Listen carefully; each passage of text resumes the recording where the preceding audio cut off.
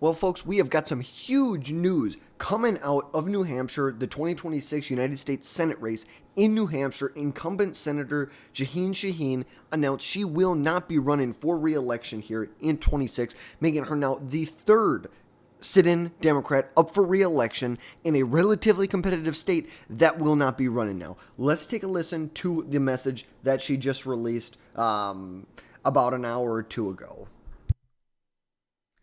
Serving the people of New Hampshire, first as state senator, then as governor, and now in the United States Senate, is an incredible honor.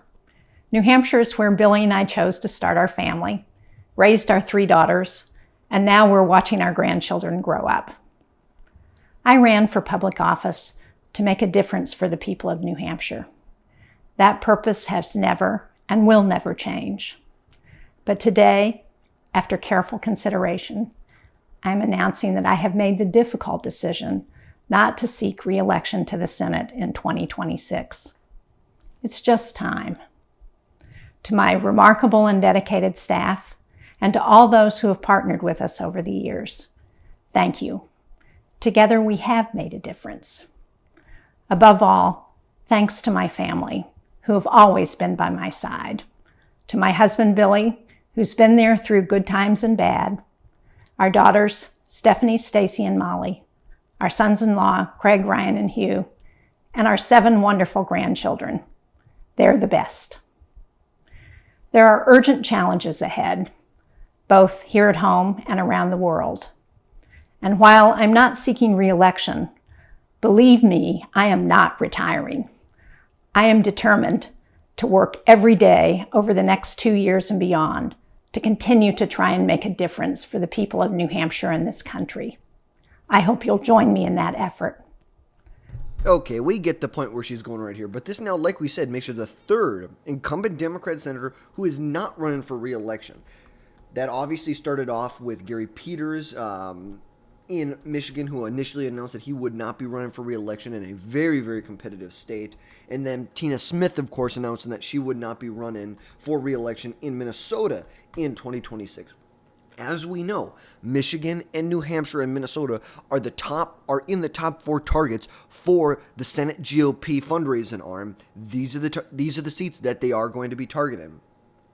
Like we said, Michigan, Gary Peters, not running for re-election. Look, barely won election by a little over a point and a half back in 2020 when it was a good year for Democrats. As we know, back in 2014, he did a lot better when he was initially elected, but 2020 is a lot more competitive in Michigan.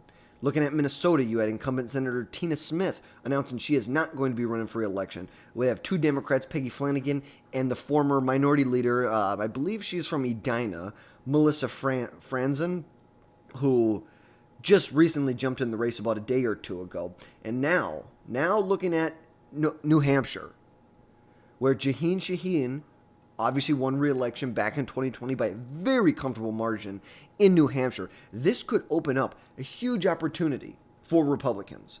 Although Chris Sununu has declined as of right now, there have been some recent reports saying that he may be jumping back in the race now that Jeanne Shahen is out of the race. Since she is not running for re-election, there has been some rumors just this morning and last night that Chris Sununu, who is very, very popular in the state of New Hampshire, could be jumping in the race. And we're just going to look at Chris Sununu because just to exemplify, show everyone, let's see if we can find his election here in 2018. Look at this right here. Gubernatorial election in 2020. In the same election, it's not going to bring us there. In the same election that Jeanne Shahen won re-election by 16 points as a Democrat in the state, that same party voted for incumbent governor Chris Sununu by an even larger margin. Almost 22 points he won by. 22 points in the same election that Jeanne Shahen won re-election by 16. Wow. Talk about a swing. Talk about a ticket splitting. I guess you call it a state, but New Hampshire, like we said, they're number 3 on the list of for Republican Senate senators who want to flip the Senate, or I shouldn't say flip it, but who want to expand the margin of victory that they have there. So let's just take a look where we are right now. Obviously, let's just get the safe seats in place here. Oops, not Colorado. But if you're looking at a map here, oops, sorry. Kentucky. Okay, here we go. This is what you're looking at right here. This is how things are laid out. If Republicans, oh, excuse me, what am I doing? I clicked the wrong one for those. You're looking at where we are right now. This is where these are the seats that are considered toss-ups or lean. I would say Minnesota and New Hampshire were considered lean, but now that there is not, especially in New Hampshire, now that there's not an incumbent Democrat running, and there's a possibility that Chris Sununu jumps in this race, this could be huge news for the Republicans. Huge news for the Republicans. Because all we know, the Democrats really have no shot at getting control of the Senate. But Republicans want to expand on their 53-seat majority that they have right now. Because this is how it is laid out as of right now. You have a Democrat senator from Minnesota, Michigan, New Hampshire, and Georgia. This is the, something's not right in the current makeup of this right here. The Republicans are holding a seat in here that I messed up on. But, that's okay. Because just to show you my point, excuse me, what am I doing? Maine. Susan Collins, duh. You think I could pull my head out of my butt for that one. But you're looking at a map right here. New Hampshire, Michigan, Georgia. Trump only lost New Hampshire by what? Couple points? 5-6 points maybe? Let's see. New Hampshire. Wow. 2.5. 3 points. Trump only lost the state by 3 points. Chris Sununu won it by 23 points back in 2020. This could be a huge opportunity for the Republicans to get to 55 seats.